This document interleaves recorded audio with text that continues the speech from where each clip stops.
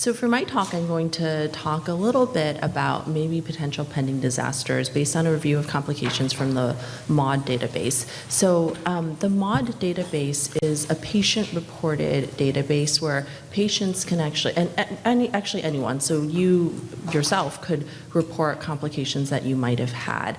And it stands for the Medical Device Adverse Event Reporting. And I think what's interesting from this database is that when you look at the trends shown in this database for complications, it actually kind of follows lawsuit trends of reasons why people are getting sued. So this is the MAUDE database data from 2015 to 2021 of body contouring, cellulite treatment, and muscle stimulation devices. And you can see that in 2021, there's this huge increase in the number of reports for non-invasive body contouring. And pretty soon after that, this came out and this happened, right? So Linda Evangelista with Cool Sculpting came out in public talking about how she had paradoxical adipose hypertrophy. And interestingly, this was the #1 reported event with Cool Sculpting that was shown in this database. And interestingly enough, as more and more cases of this came out, more and more lawsuits eventually came out. And based on publicly available data, we found out that she eventually settled her lawsuit for $50 million against the makers of Cool Sculpting. And so I think that understanding what is out there or what patients are complaining about can really help us better understand what are the post-marketing side effects that we need to be more adamant about talking about and including when we're talking about informed consent with our patients. I'm a dermatologist. Most of us are dermatologists in this room, I believe, but I did want to kind of cover the breadth of what's being used out there. This is a report of RF devices that were used in rhinology, and this is used, from my understanding, to correct something with the internal nasal valve. The reported side effects was with this RF device was epistasis, perforation, and actually scar formation after that. And that's like looking inside the nose where there's scar formation from using these RF devices. Also something that was reported in the MAUDE database, and also something that as of right now has had multiple litigation suits pending for that. Looking at vaginal rejuvenation next. So interestingly enough, vaginal rejuvenation is not something that we do anymore because in 2018 or 2019, the FDA actually issued a warning against it. These were some of the complications that were reported by patients, and some of them are pretty horrific in my opinion. So you have bladder or urethral pain, you have increased urinary frequency or incontinence, scarring, and burns, right? And this is obviously in a very sensitive area that this procedure is being performed in. So because of a lot of these complaints, these devices were pretty much taken off market. And interestingly enough, the lawsuits that came out of this were actually the physicians or the physicians' practices suing the manufacturer because their class action lawsuit actually said that the different companies making these devices were marketing risky off-label procedures. And so that's a little twist on what we commonly think of in terms of litigation, where we commonly think of patients getting hurt suing doctors, but now we have doctors actually suing laser companies because of the way these devices were marketed and side effects were talked about. One of the reasons that this came about was also because after these devices were taken off market, the laser companies actually still went after the small business owners, the doctors, to keep up with their payments for the device. So they now have this device that's basically a huge paperweight that they cannot use, but they still owe $100,000 on it. And the laser companies were still going after them to try to collect on the money owed on those devices. Looking at some of the other energy-based devices and some of the complications, I was really interested to see how radio frequency was actually one of the energy-based devices that had the most number of reported complications. And when I thought about it, and when I looked deeper, the most commonly reported complications with radio frequency were burns and blisters, There was also episodes of scarring, dyschromia, and what is called like fat loss or depressions. But when I thought about it, radio frequency and microneedling devices are probably, along with hair removal, one of the most popular procedures out there nowadays, right? It seems like every celebrity is endorsing some type of radio frequency device, as well as the ubiquity. They're lower cost than laser devices, and so there's the ubiquity of them in med spas and physicians' offices is probably a lot more than some of the more expensive laser devices like a picosecond laser. And so it does make sense that because there's probably more procedures being done, there are going to be more complications related to that. Talking a little bit about laser hair removal, I had to put this one up because this only happens in New York City, you guys, all right? So this was a case where a patient who was skin of color sued the laser hair removal office because she got burns and scarring. The hair removal office was called Proper Puss NYC. So by way of disclosure, I was an expert on this case. Oh, tell me more. And I actually said to the attorney, I cannot believe that's the name of the spa. So interesting. So I didn't include many specific cases, but this one I just, only in New York City, right, does this happen, right?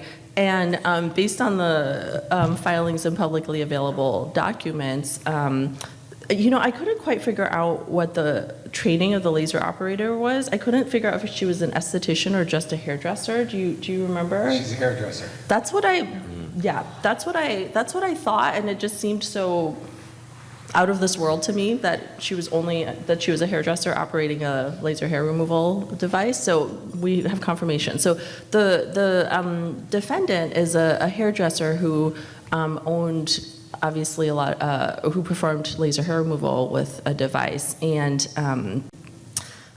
what's interesting about this case is that she eventually actually won this case. And the reason that she won this case was because if you read that text at the bottom of this article, she was able to show that she actually got proper informed consent. And the way that she did that was that she had documentation showing that she reviewed a skin history questionnaire asking about the patient's skin type, and also put in there and reviewed in there that hyperpigmentation and burns are a known risk of laser hair removal. So really interesting to me that, this is clearly a case of, maybe improper usage, but at the same time, because there was proper informed consent, she actually was able to, the laser user or the laser operator was able to defend her case. Any other comments, Dr. Goldberg? Leave it at that. Yeah. So I'm glad I don't live in New York because I would be terrified if hairdressers were operating lasers. The other interesting thing in this case that I learned was that in New York State, they don't define laser hair removal as a medical procedure, which is why it's opened the door for so many non-medical people even to be laser operators. I'm briefly going to end on talking about filler. And so this was an analysis of complications related to filler in the MAUDE database. And this had a really great sample size of about 6,000 patients that reviewed typical complications and how those complications have changed. Based on this publication, one of the complications that we are most interested in is skin necrosis. And this is a picture kind of showing the areas where the patients were injected that got skin necrosis. And I know that we've seen these types of pictures a lot, but I really want to make a point to contrast the areas of injection for skin necrosis, which you see a lot, obviously, in the glabella, the nose area, but do you see how much there is in the lips and the perioral lines, the chin, the jaw, which is becoming more popular? So I really want you to look at this image and contrast it with the image that we're most used to looking at, which is the image of areas people inject to cause blindness, okay? So blindness, big and bad, right? But you see how when you're looking at blindness, you don't have as much in that perioral area or that lower face cosmetic unit. And so sometimes people get this like feeling of safety that like, oh, this is a safer area to inject because there's very low risk of blindness. But at the same time, there's a decent risk of skin necrosis. And the reason that I want to bring it up is because these are two separate things, and there have definitely been litigation suits that have specifically sued because of necrosis. And specifically, if you read the section that I outlined in red down there, this lawsuit, this lawsuit was successful because on the informed consent form, the consent form did not specifically mention necrosis, which is what the patient experienced. It did mention blindness. But these are two different things. As dermatologists, we kind of sometimes blend it together and think of the same things, but remember to list out these as separate items because they're important to our patients. I just wanted to include this case because it was fun, all right? I had a lot of fun reading different cases. So this is a patient, I think this was also, is Kings County in New York? What's it going? Kings County is Brooklyn, yeah. Oh, okay. You guys practice in very interesting, sketchy areas where people do wonderful things. So, so this is also a case from New York, and what happened is that this patient got Radiesse injections into her jawline in Nurse Gordon's living room, okay?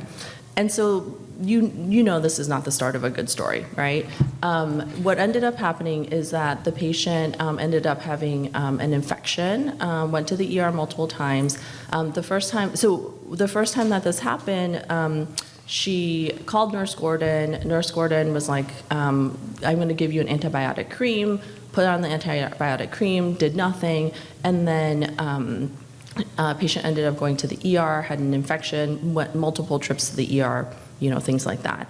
And the reason that I bring this up is because, oh, I don't have another slide on that, but the reason I bring this up is because Nurse Gordon was a nurse injector at a physician's practice. And when this patient sued, she actually sued Nurse Gordon as well as the physician, all right?